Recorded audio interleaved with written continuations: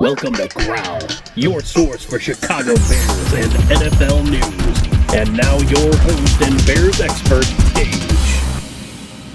Welcome to Growl. I'm Gage, your host for Bears and NFL news, and welcome back to my new video. Now, I know that you guys have seen the news that Trubisky was named the starter by Matt Nagy, and I have a couple of reactions to that. My first reaction is that I'm not particularly surprised by the news because the battle seemed even throughout training camp, and there was no particular player that stood out, which I'm really surprised. I thought Foles was going to knock him out of the water, but of course we saw the same things from training camp. Just Trubisky doing screen pass after screen pass after screen pass after screen. And so another thing is that the staff seems to like Mitch. Is a big surprise. But of course they like Mitch, and I do too. Like, he's a really nice guy off the field. He seems to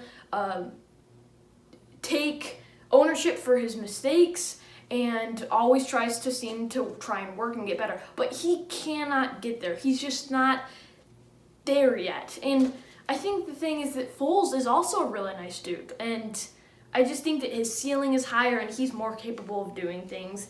And I also think that the lack of preseason really made it impossible for Foles to show what he was capable of or what he was going to present for the Bears after his season-ending knee injury, I think, with the Jaguars, or his injury with the Jaguars. So that really made it really hard for Nick Foles to show what he has for the Bears, and so that's why I'm not particularly surprised by the news. My second reaction is that I'm just really disappointed in the Bears, because we all know what we're going to get from Trubisky. He falls under pressure. He throws way over. He throws little screen passes that don't do anything. Then he runs it up the middle and gets like half a yard.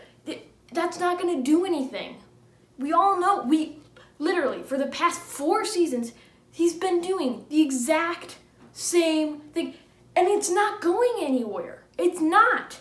And so we know what we're getting, and we also know that Foles' ceiling, like I said, is higher. He's won the Super Bowl, and I know a lot of people are saying, well, he won the Super Bowl, but he didn't play from game 1 to game 16 through the playoffs. Well, yeah, but he did play through the playoffs, which is like against the best teams, which is clearly against the best teams in the division. So, I mean, can't really say anything. And again, the Bears staff will not admit